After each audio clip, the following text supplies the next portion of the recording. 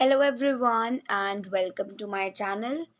आज हम एसएसटी में क्लास 8th का अपना एक न्यू चैप्टर स्टार्ट करेंगे। तो ये 8th क्लास का हम अपना 11th चैप्टर हिस्ट्री का स्टार्ट कर रहे हैं। That is the national movement first phase. एक और बात, ये जो चैप्टर है बहुत ज़्यादा इम्पॉर्टेंट है, ठीक है। ये हमारा चैप्टर है जिसमें हम फर्स्ट फेज़ पढ़ेंगे, ठीक है। और सेकंड, इसके बाद जो हमारा 12th चैप्टर है उसमें हम इसी का सेकंड पार्ट पढ़ेंगे नेशनल मूवमेंट का। तो अगर आपको फर्स्ट फेज़ के बारे में पता होगा तभी आप इसको आगे कॉन्टिन्यूटी में समझ सकोगे, ठीक है। सो अब हम स्टार्ट करते हैं नेशनल मूवमेंट फर्स्ट फेज़ से। तो ये तो हम सबको पता है कि इंडियंस पे या इंडिया में जो ब्रिटिशर्स थे उन्होंने राज किया था। ब्रिटिशर्स ने अप्रॉक्सीमेटली 200 ईयर्स तक क्या किया था, अप्रॉक्सीमेटली 200 ईयर्स तक इंडिया पे क्या किया था, उन्होंने अपना रूल किया था, उन्होंने अपना राज किया था, ठीक है। तो 1947 में हम जो हैं 1947 में हम आज़ाद हुए थे, हम इंडिपेंडेंट हुए थे ब्रिटिशर्स के रूल से। लेकिन इंडिपेंडेंट कैसे हो गए? ब्रिटिशर्स खुद तो देखो हमारी कंट्री से नहीं गए थे। बहुत सारे फ्रीडम फाइटर्स ने, रेवोल्यूशनरीज ने, लोगों ने जो है बहुत ज़्यादा स्ट्रगल किया था ब्रिटिशर्स को हमारी कंट्री से बाहर भेजने के लिए, ठीक है। तो उन्हीं स्ट्रगल्स में से, उन्हीं सब स्ट्रगल्स में से जो ये नेशनल मूवमेंट है, ये एक बहुत बड़ी स्ट्रगल हुई थी आफ्टर द रिवॉल्ट ऑफ 1857, ठीक है। तो हम नेशनल मूवमेंट के बारे में पढ़ेंगे। अब नेशनल मूवमेंट, अगर सिंपली मैं आपको इसका वर्ड टू वर्ड मीनिंग पूछूं इसका कि नेशनल मूवमेंट एक्चुअली होता क्या है, तो आप कहोगे कि ऐसे कोई मूवमेंट, ऐसा कोई स्ट्रगल जो कि जिसमें कि नेशन के लोग थे, है ना, और कुछ लीडर्स उनके आगे, ये सब इंक्लूडेड थे। तो ब्रिटिशर्स के अगेंस्ट कोई उन्होंने मूवमेंट करी अलग अलग मेथड्स यूज़ करके, है ना। तो वही चीज़ है कि नेशनल मूवमेंट क्या होता है। तो नेशनल मूवमेंट हमें पता लग गया, थोड़ा बहुत आपको आइडिया हो ही गया होगा। डिटेल में तो वैसे इस चैप्टर में हम पढ़ ही रहे हैं। फर्स्ट फेज, अब इस फर्स्ट फेज से क्या मतलब होता है? सबसे पहले तो आपको ये पता होना चाहिए कि फेज क्या होता है। So let me tell you the meaning of phase. So I was telling you the meaning of phase.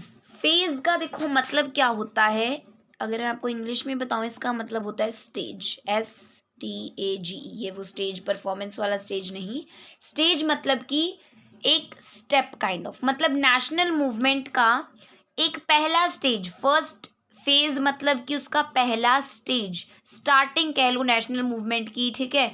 Second phase में, इस फर्स्ट फेज के बाद क्या क्या हुआ वो है। तो the national movement first phase मतलब पहला स्टेज, पहला स्टेप नेशनल मूवमेंट का, कैसे नेशनल मूवमेंट स्टार्ट हुई और बहुत सारे इसके फैक्टर्स वगैरह सब इस चैप्टर में हम पढ़ेंगे, ठीक है। फिर सेकेंड फेज इसका अगला चैप्टर है हमारा। और मैं आपको बार बार कह रही हूँ, ये 8th क्लास का चैप्टर बहुत ज़्यादा इम्पॉर्टेंट है, रियली रियली वेरी इम्पॉर्टेंट। तो इसको ध्यान से समझना, ठीक है। तो अब मैं आपका चैप्टर स्टार्ट कर रही हूँ। थोड़ी बहुत इंट्रोडक्शन मैंने दे दी है एंड आई होप कि इतना आपको समझ आ गया है। अब हम स्टार्ट करते हैं word to word reading and explanation में। So the second half of the 19th century led to a political awakening among the people. There was a growth of national feeling, consciousness, national consciousness, and consequently a new kind of movement took shape. तो यहाँ पे बात की जा रही है 19th century की half की। सेकेंड हाफ मतलब अप्रॉक्सीमेटली मान लो ये कोई लाइन है, ठीक है।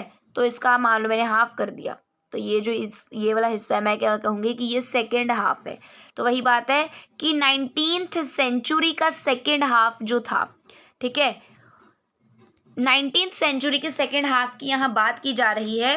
सेकेंड हाफ में क्या हुआ, लोगों के बीच में, अमंग द पीपल, लोगों के बीच में एक पॉलिटिकल अवेकनिंग आई, पॉलिटिकल राजनीतिक अवेकनिंग यानी कि जागृति एक तरीके से जो लोग थे उनको क्या हुआ, रियलाइज हुआ, उनके अंदर एक फीलिंग आई, किस चीज़ की, किस रियलाइजेशन, ये देखो मैंने यहाँ पे लिखा भी है फीलिंग और रियलाइजेशन, मतलब उनको एक फील आने लगी कि हमें क्या होना चाहिए, आज़ाद होना चाहिए, हमें आज़ाद होना चाहिए, ये देश हमारा अपना है और हम ब्रिटिशर्स का रूल अपने ऊपर क्यों रखें, उनकी लॉर्डशिप को हम क्यों रखें, ठीक है।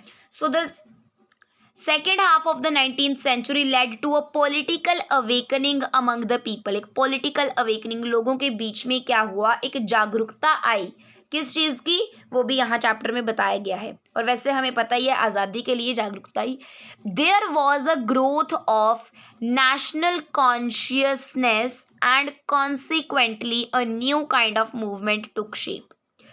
तो इस पॉलिटिकल अवेकनिंग में क्या था, नेशनल कॉन्शियसनेस की ग्रोथ हुई, नेशनल मतलब कि हमारे नेशन से जुड़ा हुआ, और कॉन्शियसनेस का सिंपल अगर मैं आपको एक वर्ड बताऊं वो होता है फीलिंग, ठीक है।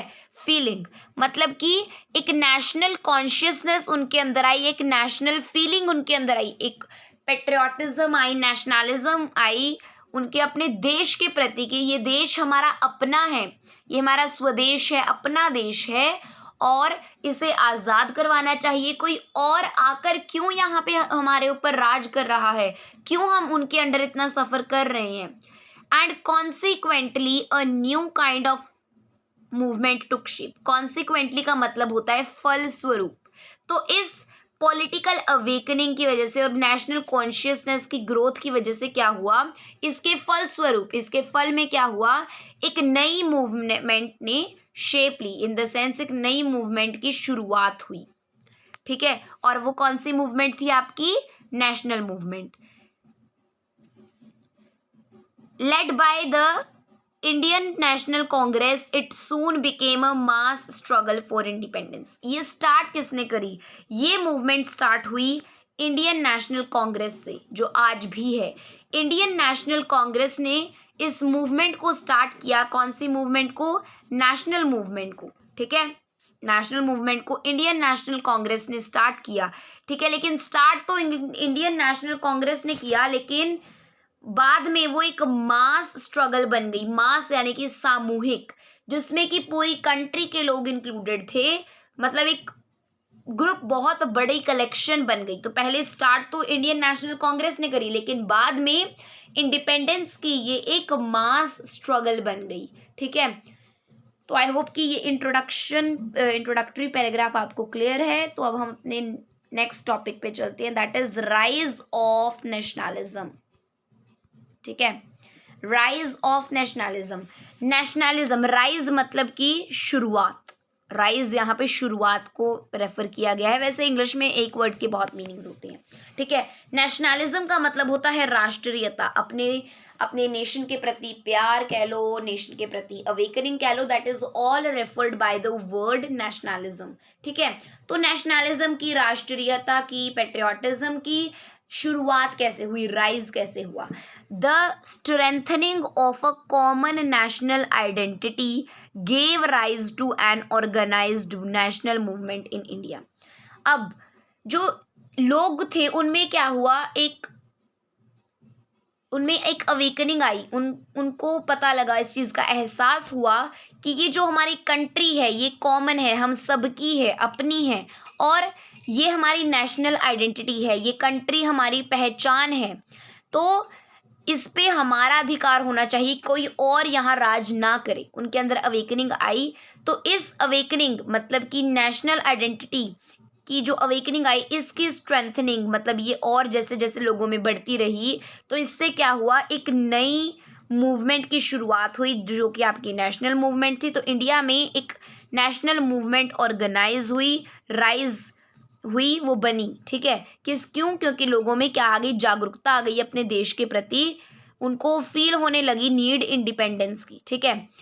It was national in character as it represented the aspirations of the Indian people as a whole. अब national किस चीज़ को क्यों कहा जाता है, जिसमें पूरी कंट्री इंक्लूडेड हो, मतलब पूरे नेशन को जो रिप्रेजेंट करे।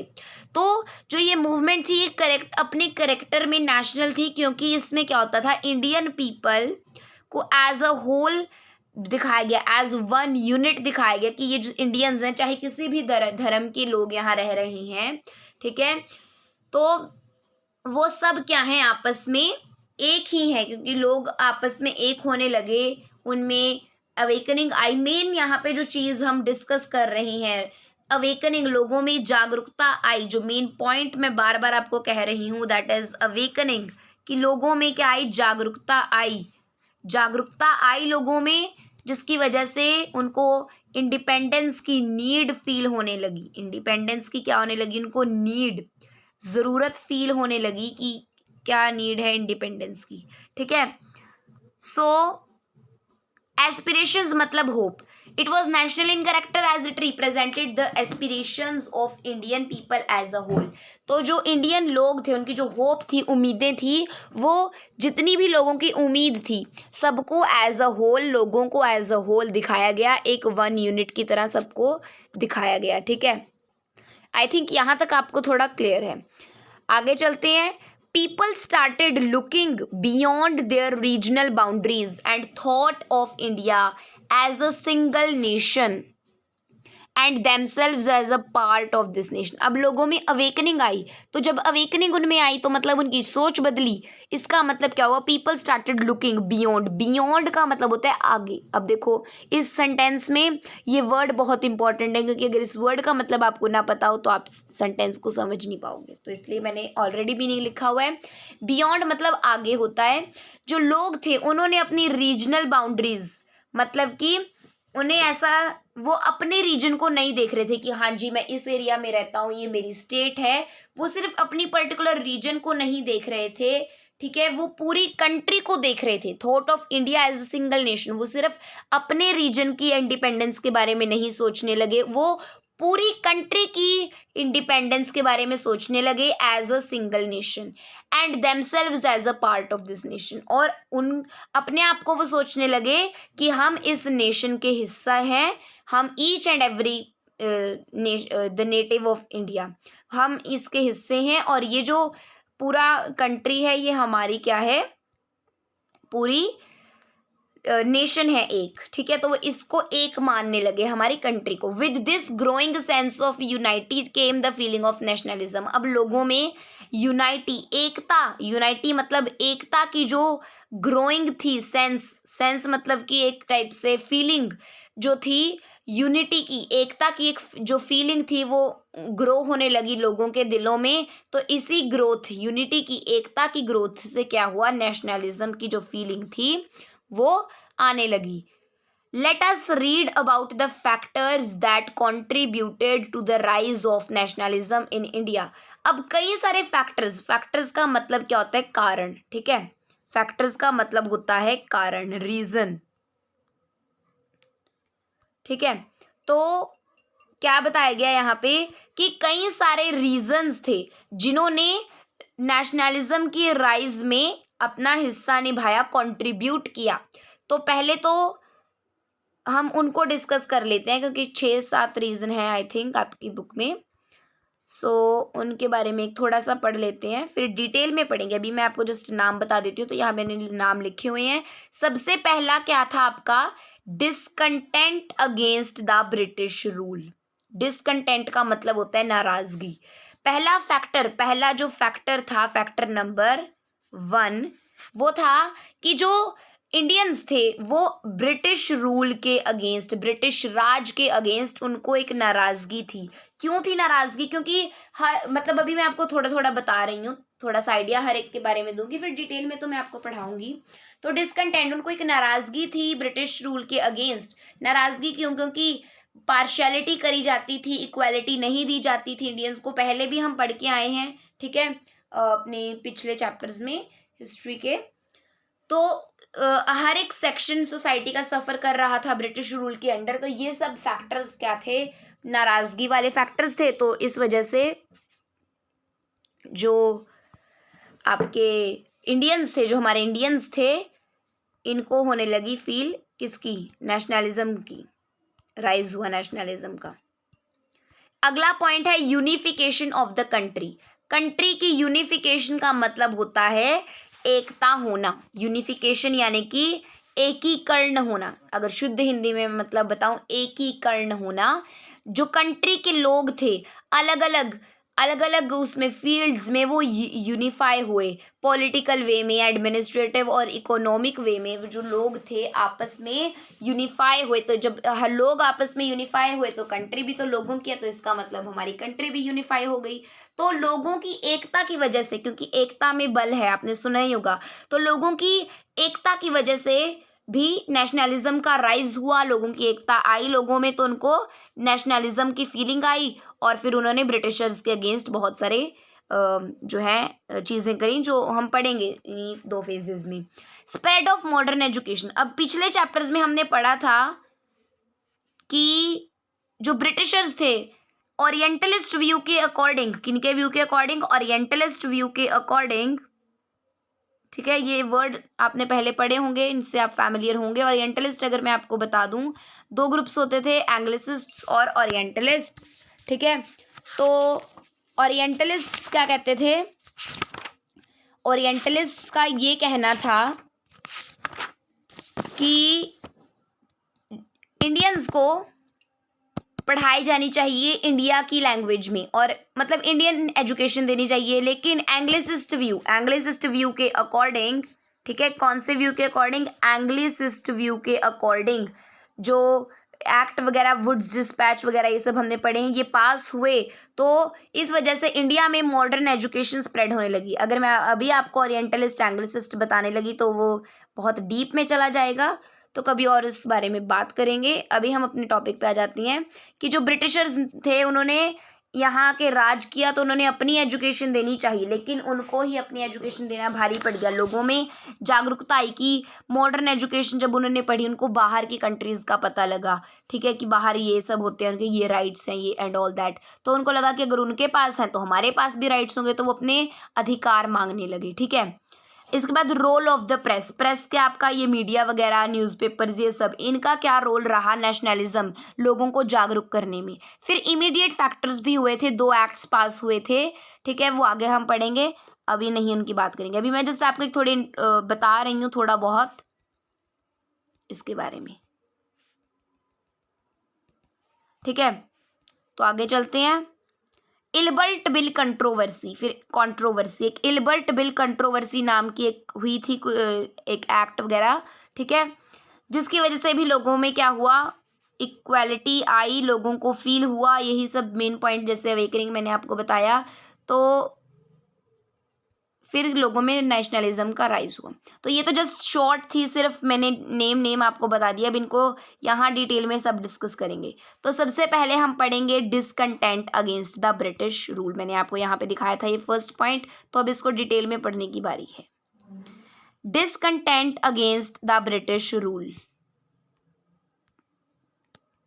डिसकंटेंट का जैसे मैंने आपको ऑलरेडी मतलब बता दिया, असंतुष्टि या नाराजगी। तो जो ब्रिटिशर्स थे वो क्या करते थे, अपना उनका राज था यहाँ पे, अपनी मर्जियाँ करा करते थे बहुत ज़्यादा।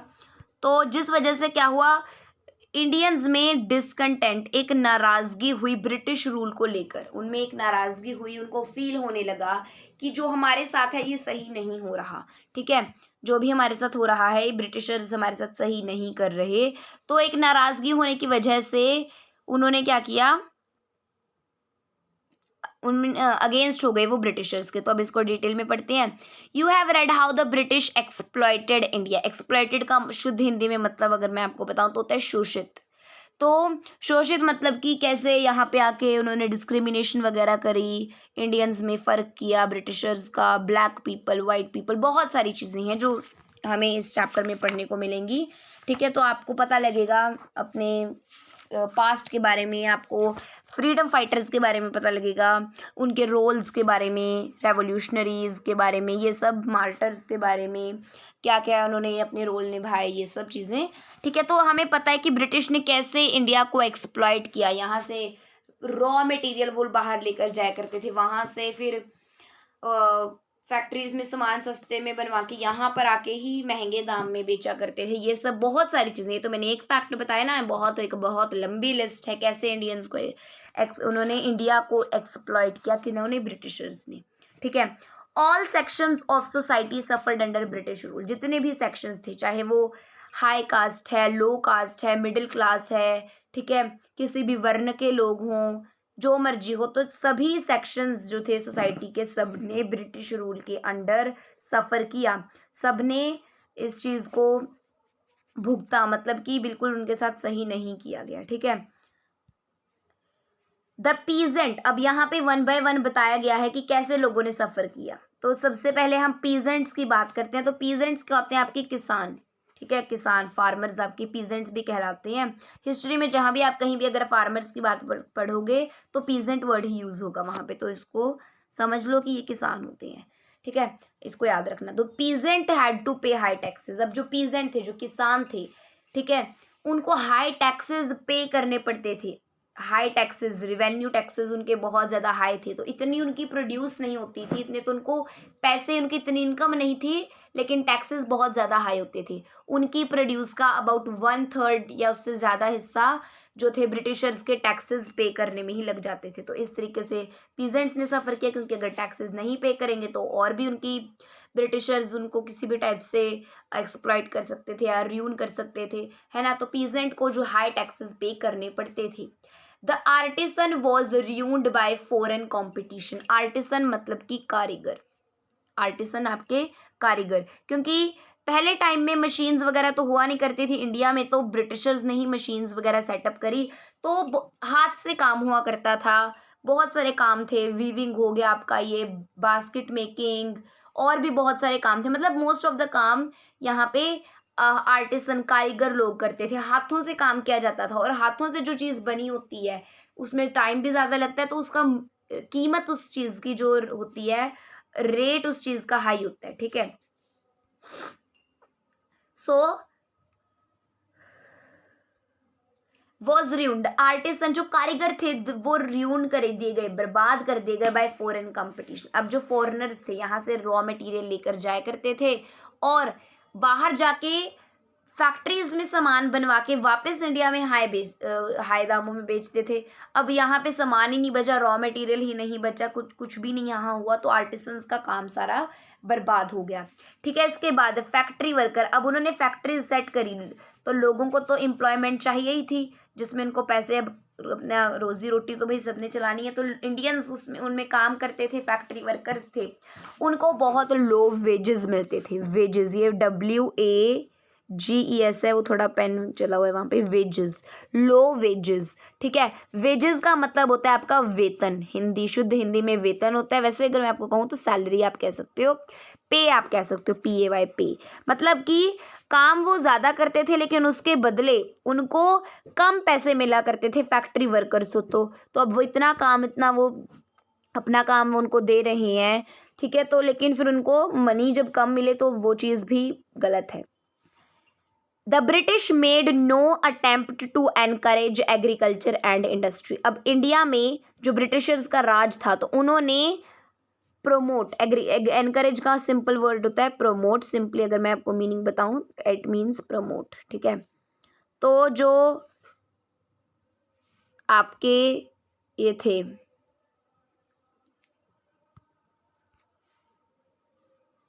तो ब्रिटिशर्स जो थे इन्होंने एग्रीकल्चर, खेती बाड़ी और इंडस्ट्रीज, इंडिया की जो स्मॉल स्केल इंडस्ट्रीज थी या लार्ज स्केल इंडस्ट्रीज थी, इन्होंने, इनकी गवर्नमेंट थी तो गवर्नमेंट को तो भाई कंट्री के लिए काम करना ही चाहिए ना, और करती भी है। ठीक है, तो क्या हुआ, जो ब्रिटिशर्स थे इन्होंने एग्रीकल्चर और इंडस्ट्री के लिए कुछ भी प्रमोशन नहीं करी, कुछ भी उसकी हेल्प नहीं करी, या मतलब कोई भी कुछ भी नहीं किया इन्होंने एग्रीकल्चर के लिए और इंडस्ट्री के लिए। ठीक है, अपनी इंडस्ट्रीज बनाने में लगे हुए थे, अपना काम बना रहे थे ब्रिटिशर्स, तो इंडिया का देखा ही नहीं कुछ उन्होंने।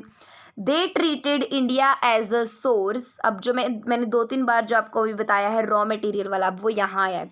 They treated India as a source from where raw materials could be obtained cheaply and as a market which could absorb British goods. अब जो ब्रिटिशर्स थे वो इंडिया को कैसे ट्रीट करते थे, क्या मानते थे इंडिया को कि इंडिया क्या है, रॉ मटेरियल का, कच्चे सामान का, किसी भी चीज़ को अगर आपने बनाना है तो उसके लिए रॉ मटेरियल होता है, कोई इंडस्ट्री सेट करनी है रॉ मटेरियल होगा, कोई आपने कपड़ा बनाना है तो उसके लिए रॉ मटेरियल होगा, कपड़े जो अगर आपने कुछ भी बनाना है, कोई भी इंडस्ट्री चलानी है तो उसके लिए आपको रॉ मटेरियल की ज़रूरत होती है, ठीक है।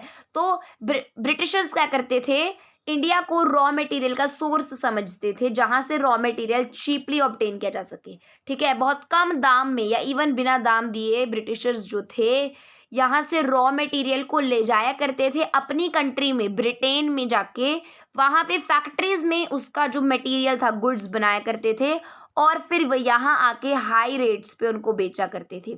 सो इसका मतलब हुआ एंड एज अ मार्केट, तो वो क्या समझते थे कि इंडिया एक ऐसा सोर्स है, ऐसा एक सोर्स है जहाँ से आप रॉ मटेरियल्स को चीपली ले सकते हो बहुत सस्ते में, लेकिन और सोर्स होने के साथ साथ एक मार्केट भी है इंडिया जो कि आपके ब्रिटिश गुड्स को एब्जॉर्ब कर लेगा यानी कि खरीद लेगा, ठीक है। अब यहाँ पे तो आर्टिसन वगैरह सब काम रियून हो गया तो लोग बाहर के सामान यूज करने लग गए, वहां से सामान खरीदने लगे, मतलब यहाँ के वो बेचते थे बहुत ज्यादा हाई रेट्स पे। Employment opportunities for the educated Indians were limited. अब ये पॉइंट्स हैं कि कैसे अलग अलग सोसाइटी के सेक्शंस ने सफ़र किया। तो अब जो एजुकेटेड इंडियंस थे, माना कि सभी इंडियंस एजुकेटेड नहीं थे लेकिन इंडियंस अनपढ़ भी नहीं थे, बहुत पढ़े लिखे लोग थे इंडिया में, ठीक है। तो जो एजुकेटेड इंडियंस थे, अब गवर्नमेंट ब्रिटिशर्स की थी तो उनको जॉब्स देने की ड्यूटी भी ब्रिटिशर्स की थी, लेकिन एजुकेटेड इंडियंस के लिए एम्प्लॉयमेंट अपॉर्चुनिटीज़, जॉब वगैरह करने की जो अपॉर्चुनिटीज़ थी, जो मौके थे, अपॉर्चुनिटीज़ का मतलब होता है मौके थे, वो बहुत लिमिटेड थे, बहुत कम थे, बहुत किसी को ही इंडिया में इंडियंस को जॉब मिला करती थी। इंडिया वॉज मेड टू पे for the upkeep of the British army and for the Wars that Britain fought. अब जो ब्रिटिशर्स की आर्मी थी, ब्रिटिशर्स ने इतनी बड़ी आर्मी रखी हुई थी तो उस आर्मी की जो अपकीप थी यानी कि उस आर्मी की जो देखभाल थी उसका सारा खर्च कौन उठाता था, इंडिया। आर्मी उनकी है, वो काम भी उन्हीं के लिए करेगी, लेकिन पैसे कौन देता था, इंडिया पैसे देता था किनकी आर्मी के लिए, ब्रिटिशर्स की आर्मी के लिए। तो ये क्या हुआ, इंडिया की वेल्थ को ड्रेन कर लिया गया, उसके पैसे ले लिए, मतलब कि वेल्थ क्या है, जो भी उसके पास चीज़ें हैं, रॉ मटेरियल्स। अब इंडिया रॉ मटेरियल्स में कितनी रिच थी, ठीक है, तो यहाँ से लेकर जाया करते थे, फिर उनकी आर्मी को यहाँ रखा करते थे, मतलब अपना फ़ायदा वो कर रहे थे इंडिया से, लेकिन इंडियंस का कोई फ़ायदा नहीं वो कर रहे थे। And for the Wars that Britain fought. अब जो ब्रिटिशर्स ने जितनी भी लड़ाइयाँ लड़ी, जो भी उनको भरपाई करनी होती थी या उनको जो वॉर के टाइम पे जो उनको सर्विस वगैरह चाहिए थी, मतलब कि मनी चाहिए होती थी अपने आर्मी के लिए या ओवरऑल वेपन्स के लिए कुछ भी, तो वो सारा पैसा वॉर्स के लिए जो भी मनी, फाइनेंशियल वगैरह जो भी नीड थी वो भी कौन पूरी करता था, ब्रिटिशर्स की, इंडिया। तो इस तरीके से जो हर एक सेक्शन था सोसाइटी का, इस तरीके से जो था हमारा इंडियंस का शोषित हो रहा था, ठीक है। इसके बाद आगे क्या है आपका, द स्टेडी ड्रेन ऑफ। अब मैंने आपको बताया था कि यहाँ से इसकी वेल्थ का, स्टेडी मतलब फास्ट, स्टडी मतलब फास्ट, ठीक है। तो जो ड्रेन मतलब कि खींचना, किसी चीज़ को लेना। अब इंडिया से जो लोग थे, जो ब्रिटिशर्स थे, वो इंडिया की वेल्थ को बहुत जल्दी ड्रेन कर रहे थे, मतलब जितना उनका दिल करता था वो ले लेते थे सब कुछ एंड ऑल दैट, है ना। मैं जैसे पीछे पहले हम फैक्टर्स वगैरह भी मैंने जस्ट अभी पढ़ाए हैं कुछ सेकंड्स पहले, ठीक है। तो इससे क्या हुआ, इंडिया में पोवर्टी, गरीबी आने लगी। पोवर्टी का मतलब होता है गरीबी, तो इसकी वजह से जो इंडिया है उसमें गरीबी आने लगी।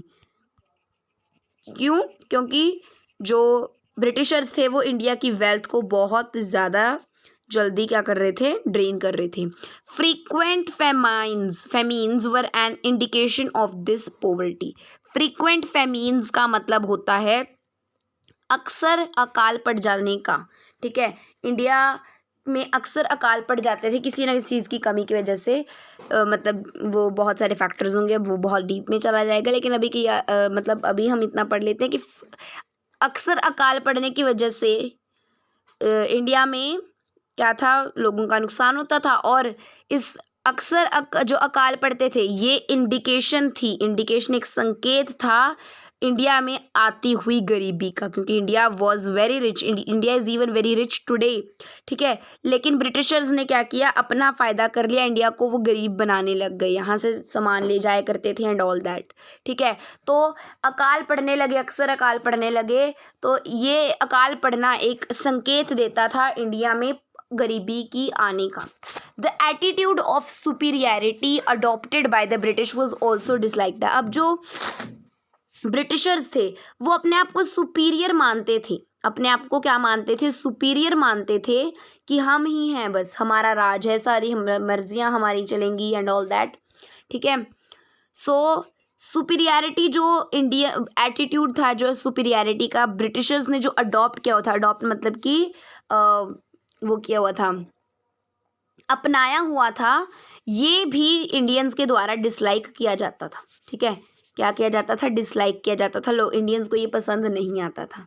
The British considered themselves a superior race and the Indians as belonging to an inferior one. अब जो ब्रिटिशर्स थे, कंसीडर्ड का मतलब होता है थिंक अबाउट, वो ऐसा सोचते थे, वो ऐसा मानते थे कि हम जो हैं सुपीरियर हैं, सुपीरियर रेसर्स हैं, और इंडिया जो इन्फीरियर है। इन्फीरियर मतलब कि सुपीरियर होता है हाई, इन्फीरियर मतलब लो, ठीक है, कि जो हम हैं सुपीरियर हैं, हम सबसे बड़े हैं, हमसे ऊपर कोई नहीं जी, लेकिन इंडिया तो ये जी ऐसे ही है, ये खराब, मतलब ये सब चीज़ें वो सोचते थे, ठीक है। Certain hospitals and parks were reserved for Europeans. अब इंडिया में उन्होंने बहुत सारे हॉस्पिटल्स और पार्क्स किन के लिए रखे थे, सिर्फ यूरोपियंस के लिए। कंट्री हमारी, एरिया हमारा, मतलब इंडियंस का, ऊपर से सारा सामान हम इंडियंस दे रहे थे, और मेंटेनेंस इंडियंस की थी, लेकिन फिर भी इतनी ज़्यादा पार्शियलिटी की जाती थी इंडियंस में और ब्रिटिशर्स में कि हॉस्पिटल्स और पार्क्स, कुछ हॉस्पिटल्स और पार्क्स जो थे सिर्फ यूरोपियंस के लिए थे,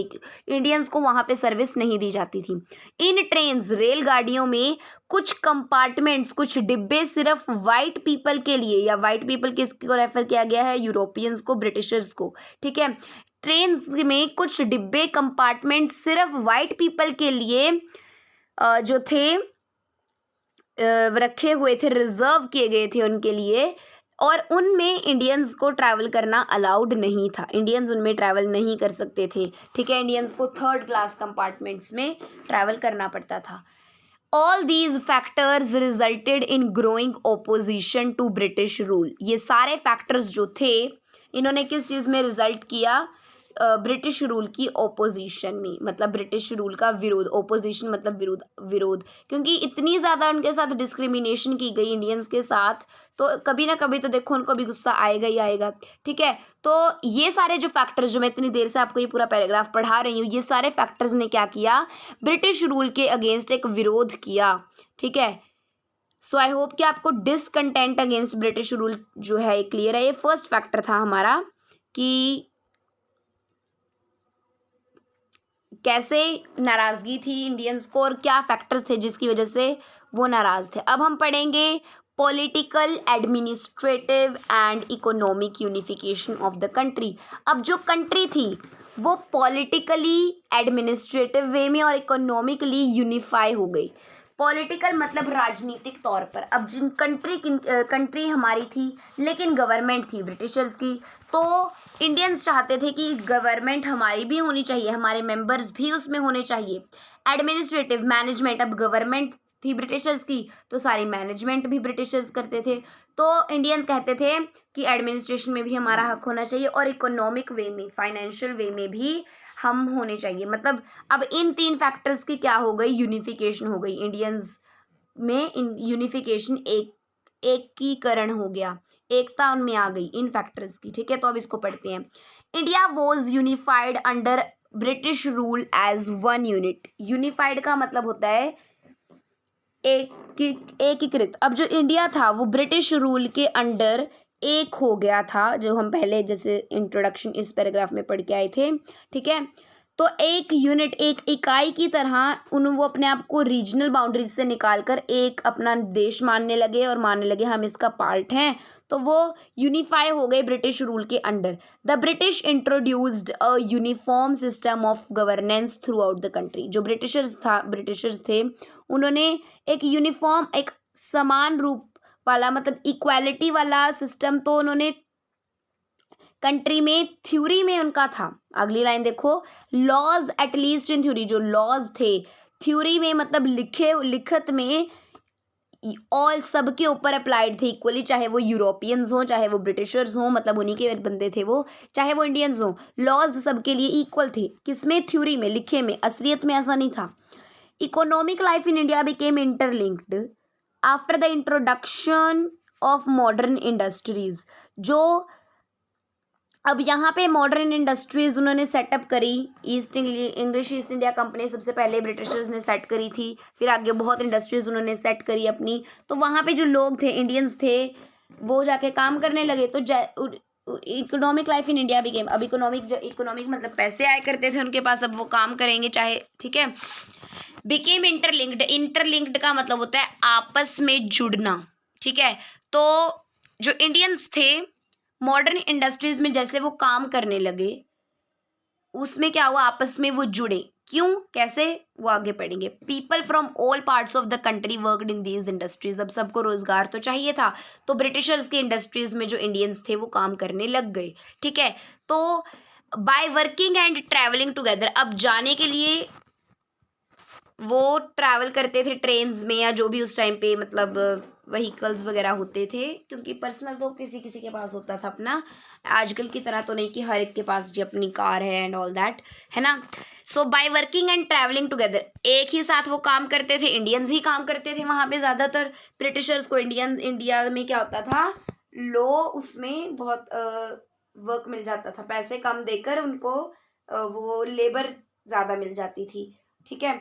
तो वो साथ में ट्रैवल करा करते थे, ओके, साथ में वो ट्रैवल करा करते थे, साथ में जब वो काम करा करते थे, तो उनकी कास्ट, कम्युनिटी और रीजनल फीलिंग्स जो थी वीक होने लगी। मतलब इंडियंस जैसे पहले कास्ट वगैरह में डिवाइडेड थी, तो लोगों में खुद रोज एक साथ ट्रैवल करके, खुद रोज काम करके इकट्ठे, हर एक कास्ट के लोगों का, कम्युनिटी का, तो उनकी जो कास्ट फीलिंग्स थी कि हाई कास्ट, लो कास्ट, ये फीलिंग्स उनकी कमज़ोर होने लगी। कम्युनिटी की, मैं अपर क्लास का हूँ, मिडिल क्लास का हूँ, मैं इस धर्म का हूँ, ये सब फीलिंग्स उनकी वीक होने लगी। एंड रीजनल फीलिंग्स, जो पहले हम पढ़ के आए थे कि वो अपनी रीजनल बाउंड्रीज से उठकर यूनिफाई हो गई, है ना। तो मतलब हर रोज इन ब्रिटिशर्स की इंडस्ट्री में काम करके इकट्ठे जाना, उनका इकट्ठे आना, आपस में बातचीत करना, तो उनकी जो इंडियंस की जो कास्ट की फीलिंग्स थी, अपर कास्ट, लोअर कास्ट, ये सब वर्नाज वाली, ये वो जो, ठीक है, और इसमें आ जाता है, ये सब ना वीक होने लगी, कमज़ोर होने लगी। उनमें कैसी feeling, a feeling of solidarity and togetherness developed. अब सोलिडेरिटी और टुगेदरनेस एक ही वर्ड है, इनका हिंदी में एक ही मीनिंग है, एकता, ठीक है, दोनों का एक ही मीनिंग आता है हिंदी में। बस एक ऐसे कह सकते हो कि ये दोनों एक दूसरे के सिनोनिम्स हैं, ठीक है, सॉलिडेरिटी एंड टुगेदरनेस। अब जो इंडियंस थे उनकी कास्ट फीलिंग्स मिट गई, उनको अपनी कम्युनिटी की फीलिंग्स और रीजनल फीलिंग्स उनकी वीक होने लगी, तो उनमें एकता की फीलिंग जो थी वो डेवलप हुई। The railways, telegraph and postal system helped people to come in contact with one another. अब रेलवेज में लोग जाया करते थे, टेलीग्राफ्स वगैरह, ये कम्युनिकेशन के, पोस्टल वगैरह, इन सब मेथड से क्या हुआ, इंडियंस जो थे एक दूसरे के कांटेक्ट में आए। फिर एक दूसरे से बातचीत करके, एक दूसरे की फीलिंग्स को समझ के और यूनिफाई होने के बाद people realised that British rule was responsible for their suffering. जो इतनी ज़्यादा सफरिंग, इतना जो सफ़र ब्रिटिश रूल के अंडर कर रहे हैं, कौन, इंडियंस जो कर रहे हैं, मतलब ब्रिटिश रूल के अंडर सफ़र कर रहे हैं, तो सब उनकी सफरिंग का रिस्पॉन्सिबिलिटी कौन है, ब्रिटिशर्स की। और सफरिंग कैसे, जो यहाँ पे हम पढ़ के आए हैं, यही है सफरिंग, ये सारी सफरिंग, ठीक है, डिसकंटेंट वाले पैराग्राफ में जो पढ़ा था। तो लोगों को इस चीज़ का एहसास हुआ, रियलाइज़ हुआ कि जो ब्रिटिश रूल है इनके अंडर ही हम सफ़र कर रहे हैं। This anti British feeling was a major factor that contributed to the rise of nationalism. Anti British, कहीं भी आपको एंटी वर्ड मिल जाए और साथ में आपको ब्रिटिश मिल जाए तो समझ जाना कि वो ब्रिटिशर्स के विरुद्ध है। तो feeling Britishers, anti British feeling यानी कि ब्रिटिशर्स के विरुद्ध जो फीलिंग उनके आई मन में, यूनिफाई हुए, तो नेशनलिज्म की राइज में इसने ये मेजर कारण था, मेजर फैक्टर था जिसने कि कंट्रीब्यूट किया नेशनलिज्म की राइज में। ठीक है, तो आई होप कि आज का ये जो सेशन था, आज का जो क्लास थी, आपको ये क्लियर है। ठीक है, I tried my best to explain you. तो आगे हम इसको कंटिन्यू करेंगे चैप्टर में। आई होप कि आपको आज का ये सारा समझ आ गया है, whatever we have studied today in this class. कल हम अपना topic spread of modern education अगली क्लास में डिस्कस करेंगे। इसके साथ आगे और भी, जैसे मैंने आपको 6 फैक्टर्स ये बताए थे, तो इनमें हम 2 डिस्कस कर चुके हैं और हमारे 4 फैक्टर्स ये बचते हैं, फिर इनको भी हम डिस्कस करेंगे। So that's all for today. Thank you for watching. Like, share and subscribe. We'll meet you in the next video with the new topic.